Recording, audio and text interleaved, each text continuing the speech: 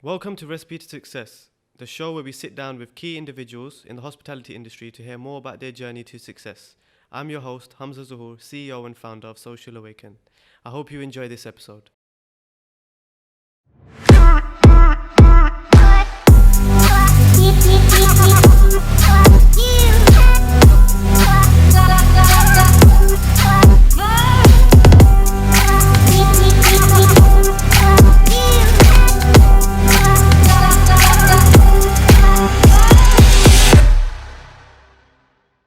All right, guys, welcome to our first ever quarantine edition episode of Recipe to Success. I know you guys have been looking forward to us making a comeback after a long time.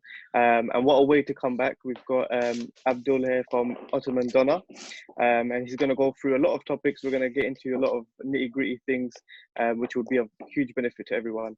So Abdul, why don't you introduce yourself a little bit, tell those that don't know who you are, what you're all about, what your business is all about. Assalamu alaikum everyone. My name is Abdal Ahmed. I'm one of the joint owners at Ottoman Doner. There's 4 owners at Ottoman Doner, and we're a food outlet, fast food outlet that's been running for a year now in Cannon Street in Whitechapel, Shadwell area. And basically we serve the best lamb doner you will find in London, and we've just recently added a menu of burgers to that. But our prime business is lamb doner and chicken doner, which is made in-house. And recently we just got the British Kebab Awards this year as well, in our first year of trading. So alhamdulillah, that's where we are at the moment. Yeah, you beat me too. I was literally gonna mention the awards, the fact that you've only been open for a year, yet your award-winning brand. How did that come about? So we've done a lot of work with our social media and trying to get customers in from all over. Our outreach is not just East London now. We get people coming in from South London, West London. We have people from Watford that come in on a super bike on a Friday night. So the word's gone out. I think the word is that our quality of our doner is very unique. It's not what you get in other shops around South Hamlets or East London or other franchises. And I think people have seen that, the quality of our meat, the quality of our food. And just the concept of the Ottoman Doner is based on the concept of the Ottomans, the period. We know that this was one of their street foods back in the Ottoman days. Okay. And just we wanted to marry up with the Zahoor series, which is on Netflix, and a lot of people have been watching that and been influenced by that. So we wanted to provide a link between the reality of the Ottoman Doner and the history and quality food, and that's what we try to do. Amazing. So that's a great intro, great way for everyone to know who you are. Obviously, it's a very difficult time at the moment with lockdown and coronavirus going on around. How would you say that's affected you in terms of the business and the operations? Obviously, the hospitality industry has been hit quite heavily. So what are your thoughts on that? Yeah, it's definitely hit the industry hard. For us at Ottoman Doner, we were actually planning to open our second branch in Manor Park just the week before the lockdown happened, and then we didn't open that store just purely because of we'd have huge numbers waiting outside. It's a bigger restaurant than Cannon Street where lots of people come in. We had to do the risk assessment of that, and then we decided not to open that. So that's now been ready for 5 weeks now, ready to go. So that shop's just sitting there at the moment, ready to be open.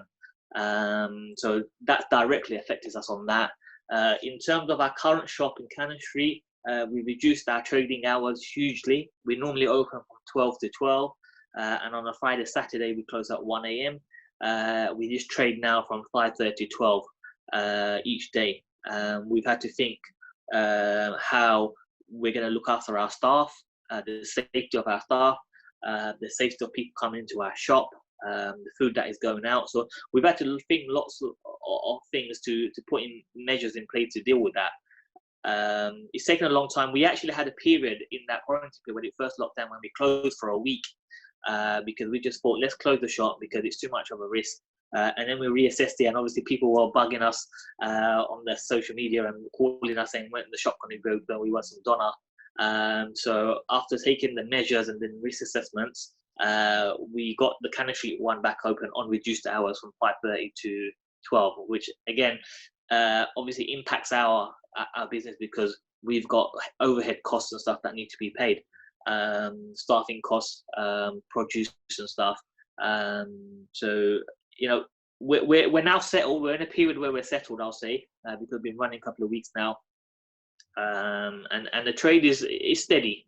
I wouldn't say it's like our normal trade. Is steady. There are ups and downs, as you know, in the food industry. So hopefully this is just a little lowdown, and when we come out on the other side, we'll be strong. Amazing. And I think what people don't really understand is that whilst a lot of people may have the perspective that okay, you're still open, you're still making money, but they don't really understand that takings have dropped. Your costs and your goods and everything in some cases have increased or are the same, and so literally you're nowhere near making the money that you used to make, and in fact you're doing more of a service to the community because you're giving them an option to deliver, and you're taking a risk. Your staff are taking a risk as well, so people don't really realize that. Of course, every day when our staff go in is a risk. When we go in is a risk. So when we go in every day, we're making sure our hygiene is up to scratch. We've got antiseptic bacterial gels, gloves, masks. All these things that we had to put in place took a long time because at that time when we first started, it was very restricted. We couldn't get hold of masks and gloves and antibacterial gel. So we've had to put all of that in place. Now, you're talking about takings and the trade. Yes, we haven't got as many people coming through the door because people are on lockdown. We've got more people now delivering online, which is a new avenue for people, obviously. And you're 100% right in terms of the costs have gone up. We haven't increased our costs. We've had costs added to us from our suppliers, but we haven't passed that on to our customers. Alhamdulillah, we managed to keep it that way because, as you rightly said, it's a service, a community service that we're doing in this period. And alhamdulillah, I'm happy to say that the Ottoman Doner has also taken part in the charity events where our local community, we've given food to the needy, the vulnerable. Our doors are open all the time. Myself and other partners are in part of various charity forums where Ottoman has provided various needs in that period. So you're 100% right. And I'll give you an example. Like we buy fresh produce and some of it's gone up by 10, 15 pounds an item. So that's a huge cost on us. Even some of the meat suppliers, we've had added cost to us, but we've not put that onto our customers because we didn't think that was fair and we didn't think that was right morally. So alhamdulillah, like I say, we're in a position where I think we're steady now, and we can keep going for this period where we can see it out. Yeah, 100%. I think obviously, like I said, it's we have to thank you, for staying open and for providing a service to the community. But in terms of obviously the dynamic of it, you were planning on opening a second branch, and obviously it's something that no one could really prepare for. Do you think that it will go back to normal at some point this year? Because some people are saying 12 months, 18 months. As a business, obviously you have to prepare as much as possible. So what would you say from that point of view? How are you preparing, and what do you think it's going to look like? Every week we sit down and we say, is it going to be this week that we open our second branch? We're eager to go. We're willing to go, and the shop is ready. We just need to put the shutter up, whack the donors on, and we're ready to serve. And every week we're hoping that it's going to be that, but it's not happening at the moment. In the long term, inshallah, it will. We're looking to open very soon that second branch, because it's a cost on us. There's a cost obviously to not opening it, but we want to do it when the time is right and the risks are right to open it. We don't want to take any unnecessary risk in doing that. But will the industry change after this lockdown period? I think yes. A lot more people are going to be a lot more wary about going out, having food in restaurants. They'll be a little bit edgy. I think for that first year or so, people are going to be a bit edgy in terms of going out with their families. They're going to be used to this social distancing thing, so it's going to take it's a mental block, isn't it, sometimes, where do I want to go into a shop and stand in the queue, or they'll sit next to someone I don't know in a shop and have some food. It's that mental block where we have to get over. And I think a lot of it in the food trade is going to be about the psychology of customers coming in and how you interact with them, and how you can serve them and they enjoy your food, enjoy your atmosphere, enjoy your the service, but feeling safe at the same time to do so. I think you know, obviously we've spoken a lot about kind of how it's affected and, you know, the negatives of it, but, you know, on my platform as well, I've been talking a lot about the actual positives of it, not necessarily the coronavirus itself, obviously, but, you know, the fact that we're on lockdown, the fact that we have got a lot more time to do things that necessarily we don't always have time to do, where we make excuses like we're busy and, you know, we can't do this and we can't do that. But in actual fact, you know, there's a lot of things that we can do. So what would you say for those people that are using this as an excuse to not do some of the things that they want to do or take action, or like you're still going, you're still fighting as normal? So what would you advise to those people that are a little bit demotivated or wasting time? You know, there's two things. I'll answer that on two questions in terms of a personal aspect and a business aspect. In terms of the business aspect, we could have just shut our shops and just say, okay, we're not going to trade, and we could have sat there and be grumpy and lick our wounds a little bit, you see. But we wanted to provide a service. We wanted to provide people food, quality food, that they're used to having week in, week out. So, you know, we took our risk assessment, we've done that, and we're able to provide the food. There's two things in life. You can either sit and mope around and moan, or you actually take some action and do things. So in this period where we've been in a lockdown for our business, we've been planning our next stages. We've been planning our marketing. We've been planning our second, third, fourth branches. You know, we've got franchises going out soon, inshallah. So we've been working in the background to do that. And sometimes, as you said, we get tied up in the day-to-day running around and doing things, and we don't get time to do this stuff. So it's been a good break for us in business terms to do some of the background work, to get some of the foundations for our franchise ready. So that's what we've been doing that way. In terms of people's personal life in this lockdown, you know, people spent time with their families.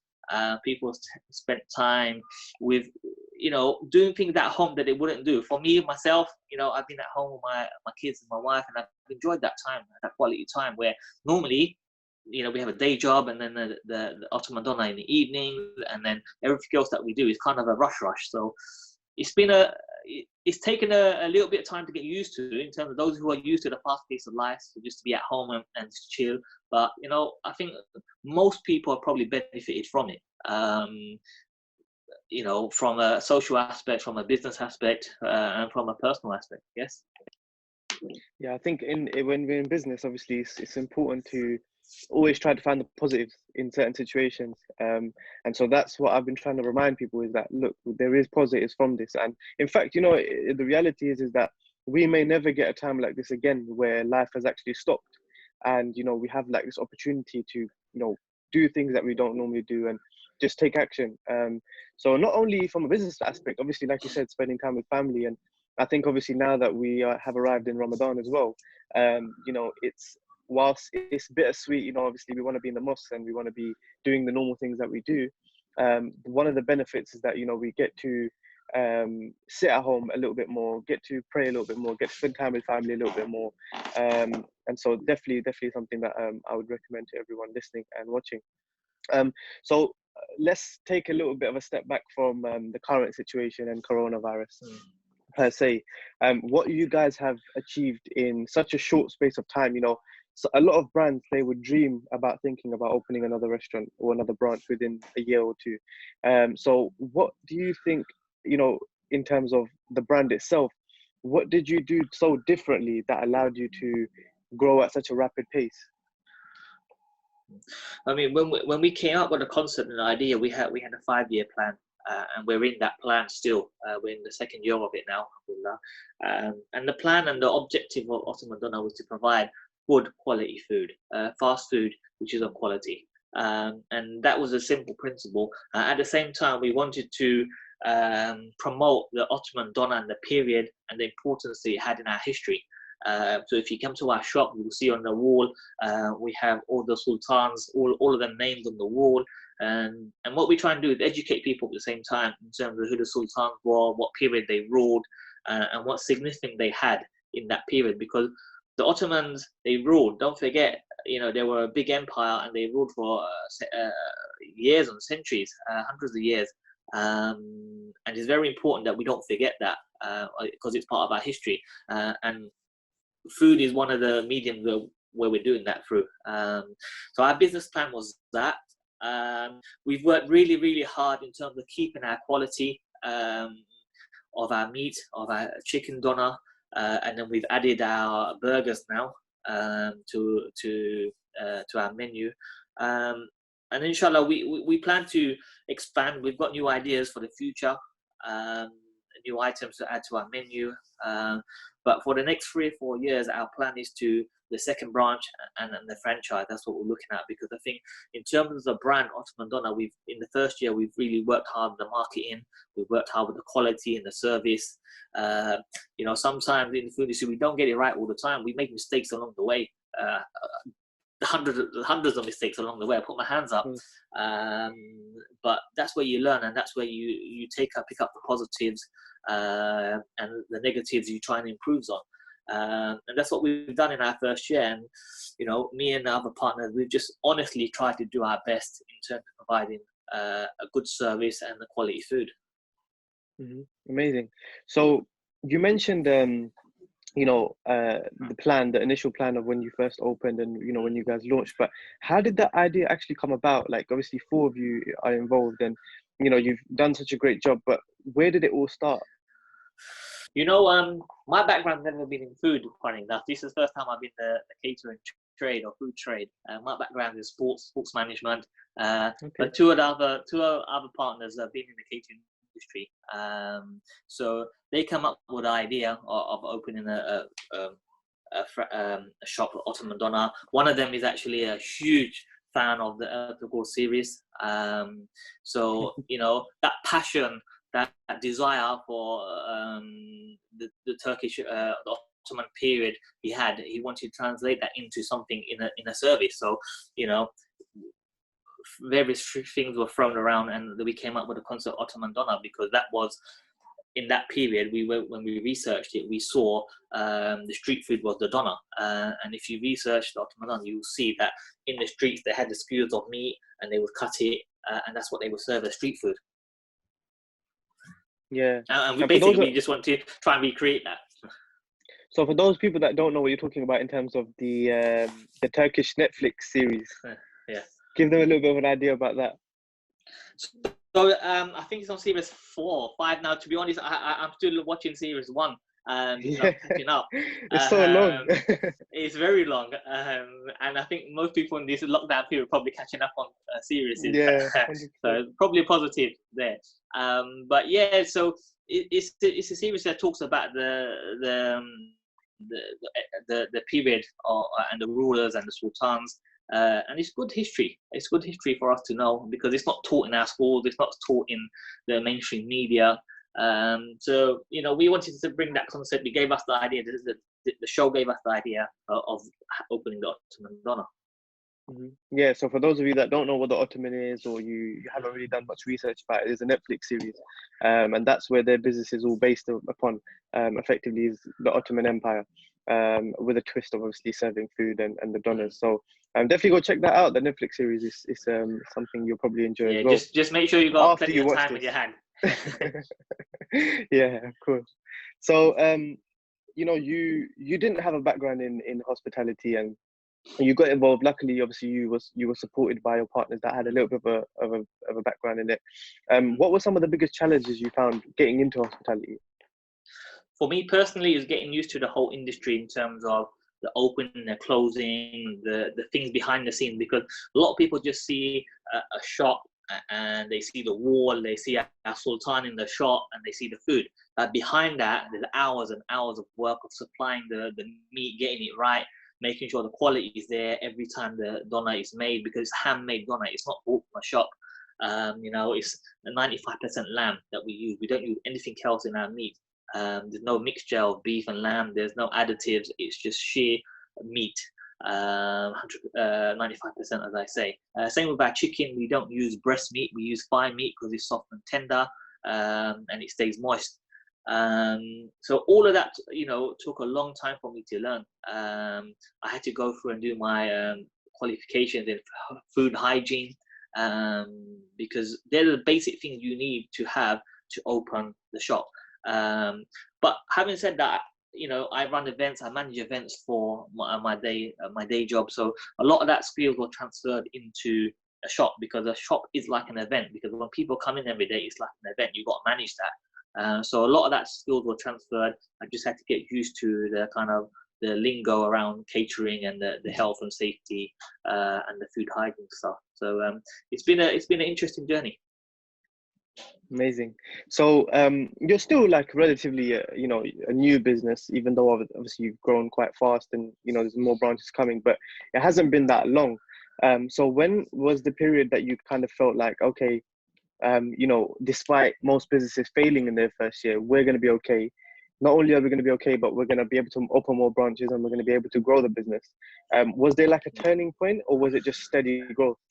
In our business plan, we were aiming on the second, third years to do the next steps of the branches and having a second shop and franchise. That was the second and third year of our 5-year plan. But alhamdulillah, in our first year, like I said, we've done really well. We worked really, really hard in trying to get ourselves into position. So, about 6, 7, 8 months into it, we started having requests from people from all over the country around franchises and stuff. And we didn't, but we could have bit the cherry then and said, yeah, let's go and let's run with it. But we wanted to make sure that we were sure and the branding was correct, that we were consistent with the food that we're providing. And because when you go into a franchise or second shop, the loads are going to increase and we don't want the quality to go down. We have to make sure we had the storage facility. There's a lot of things that go in the background around the franchise and stuff, supplying the food, who's going to do that, staffing. We had to get all of that in place. So alhamdulillah, after 6, 7 months in the business, we started working on them things. And now, 12 months, 13 months in, we're in a position, obviously, alhamdulillah, to open the second shop and look at franchises. It's come a lot earlier than we had expected, 100%. We wouldn't expect to be in that position, but if you work hard and you're honest in your business, the rewards are there for you to take. That's amazing to hear. Amazing to hear. So I'm sure that people listening or watching out there, they're thinking, when you have partners, it can actually share the load. Whereas some people, they feel like, I want to do it myself. I feel like if I was to do a business by myself, it would be more successful. So what are your thoughts on structure of management and ownership? What would you advise to people listening? You're right. It's, like I say, it's my first business, and we decided to go with the partners. I think if you've got a group of people who have the same passion, the same vision, the same motivation, you shouldn't have any issues. We're very, we work hard. We get on each other's nerves. We argue with each other 100%. That's part of life, part of business. But the focus is to get Ottoman Doner to a place where we want it to be. So, we're not scared and we're not shy to tell one another, you haven't done it right, or this is how it's got to be done. Because it's for the purpose of the business. At the end of the day, when we close the shop and so on and so forth, we're friends, we're brothers.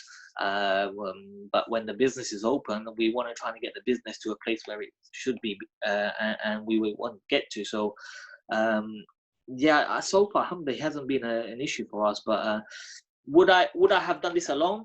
I probably wouldn't have the guts and the what's the word I say? I don't know, the vision to do it myself, because it's been a lot of hard work. And you're right, 100% right. We've all taken a portion of the responsibility and shared it out, and it's been a lot easier. I'm just thinking of your question. If I was to do this, if I was to go through this for the whole year by myself, I don't know. I would probably close down 6 months ago. Yes, it's tough. It's tough. I agree. One of my partners actually says to me all the time, he's like, it takes 2 hands to clap. And, when you have more than one person involved in a business, you naturally get the support system, you get the other ideas. Obviously, you get the manpower as well. And whilst you can be successful when you're by yourself, you have a lot, greater chances when you have a team around you that shares the same vision, like you said. So I if mean, anyone's it's thinking, yeah, for us, it's not. It's just about the owners. It's about the whole team. We have, exactly, 10, 12 staff members in there, and they're part of that because they're the front of house. And they work tirelessly as well. They work really hard. And they're the guys that when people come into the shop, they see every day. We go in, yes, but they might not see us as regularly as the front house staff and the kitchen staff. So them guys take a lot of credit for where we are, and we're grateful to have such a wonderful team, alhamdulillah.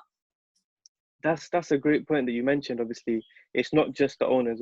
A big part of the brand is the fact that your team, your staff members, obviously, if they share the same image, the same vision as you, and they have the same focus as you, your business is only going to get to where you want quicker. So what would you say to any business owners out there that maybe haven't had the best staff that they wanted, or the best output that they wanted?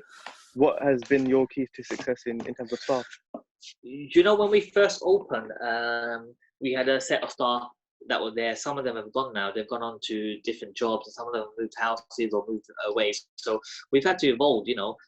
Some of the staff that we've got working now have never worked in a Turkish restaurant, a Turkish outlet. They've worked in Indian or fried chicken and so on. So they've had to learn new skills as well, and we've had to put that training into them. So whenever the staff come in, they go through that training process, because cutting doner is an art.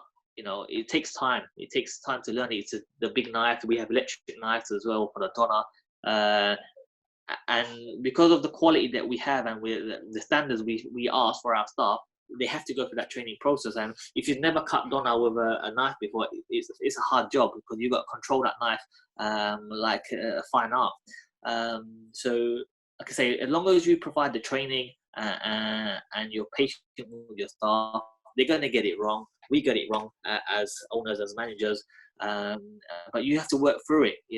Sometimes we get our food wrong. Sometimes the food goes out and we've missed the item we're humans. We make the mistake, but we can only learn and rectify the mistakes. And as I say, over the year that we've been open, we've made mistakes, but alhamdulillah, we've learned and we've built on that. 100%. So for anyone that is kind of thinking about transitioning into the hospitality industry, or just business in general, what would your words of wisdom be? The fact that this is your first real project. Yeah, it's been a journey, and it's been a journey that my family been involved in as well, because I spent a lot of time away from home. But one of the best things I think that's happened in this journey is I've met some unbelievable people. My partners are obviously in the business are some of the people that I've got along with and got to know better. But in the trade itself, in the catering, I've come across some unbelievable people, from the builders who built our shop, who do our decoration, to the staff who have in the shop, to even our customer base now. We know them regularly. We know them on first hand, and some of them are like interacting with us on a social level, on a personal level now, in charity work and so on and so forth. So for me, that's been the best benefit of being part of this journey, is meeting some unbelievable people. It's a test. It's a journey. You have to work hard in any business, in any walk of life. And if you were gonna take up a business idea, my one bit of advice would be, stick with your guns. There's going to be times where you're going to be rock bottom and you're going to think, man, it's 2 o'clock in the morning. What am I still doing out in Cannon Street Road? But when you're like down the road and you see it and you look back and you think, yeah, then I was worth it, and what I did then is now paying off. So you've got to have a tough upper lip to get through it, but there's always rewards. Like I said earlier, you work hard, not just in business, in anything in life. If you work hard, you're honest, you give 100%, then there's always rewards in it for you. And what would you say because naturally when you're running a business and you're involved in a business, what people don't realize is that you're not constantly motivated. Obviously, we all go through our own, you know, journey, our own kind of span of motivation, demotivated, motivated, demotivated. So what do you do on the days that are difficult, that you have hit rock bottom? What kind of gets you back up? You know, I sometimes give one of the partners a call and say, you know what, I'm stuck here. Can you? And they're like, you know, don't worry, bro. I'll come and take over. Or if you're not feeling well, I'll cover the shift today. Or this needs to be done. Like, I'll come and pick you up. So we work together, and because it's your own business, you know, you can sit there and you can say, you know what, I can't be bothered. But it's going to have an impact on your business, whether it's today or tomorrow or in 4 weeks' time. Whatever you do will have an effect. So you got to have that in your mindset, is that whatever you do is for the benefit of your business. You have a plan, you have a target, you have an ambition for your business. So that's what you work towards. And there's going to be days where, as you said, you just think like it can't get any worse. You know, there's been days where we've run out of chips and we've had to go like 6, 7 o'clock, 8 o'clock and looking for chips in the warehouses and in the shops. And they're the things that, you know, you enjoy. They bring you stress on the time, but then you look back and you think, you know what, I've achieved that, I've done it. And it tests you with all your skills that you have. All your skills, your management skills, your organization skill, your communication skills, all of that gets tested. So yeah, it's good. But at the same time, like I say, you have to work hard. 100%, 100%. Well, Abdul, it's been amazing. Obviously, I feel like, you know, we've learned a lot from you. We've had a great conversation. So for those of, you know, the people that are out there that want to follow your journey, want to find out more about the business, have never heard about Ottoman Doner before, what's the best way for them to find out about you? Best thing is come and pop in, see us in 163 Cannon Street Road, E1 in London, in Whitechapel, and then come and experience the atmosphere of the shop and the food. If you're too far from that, we're opening in Manor Park, hopefully very, very soon. And then we'll have shops across nationwide opening very, very soon. And other than that, if you want to find out now, we're on our Instagram page. It's very informative. Our Facebook, our Twitter pages. Just click on the link and get involved. I'll also put the links in the description for everyone to check out. Also, don't forget, guys, they are open during lockdown. So especially now that it's Ramadan and also, you know, quarantine, feel free to obviously order from them as well, because they are supporting the community. They are supporting everyone in not just having to cook every day. So definitely go check them out. Thank you so much for your time. It's been amazing.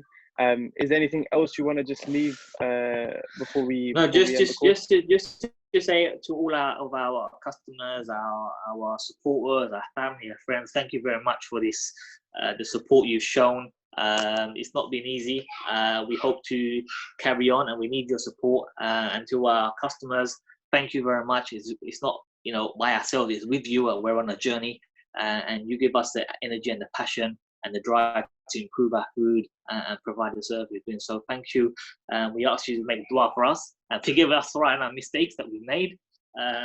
We are humans, and we hope and we pray that this pandemic is over very soon, and we hope to see you all soon in the shops and in and thriving business. Perfect. Thank you guys all for listening and watching. If you haven't subscribed already, feel free to hit that subscribe button on YouTube. Alternatively, if you're listening on Spotify and Apple Podcasts, make sure you also follow us and subscribe so you get all the weekly episodes. Now that we are in quarantine, we're going to be posting a lot more content. So definitely check that out. And don't forget to support Ottoman Doner. Thank you so much for your time, and hopefully we'll catch up soon.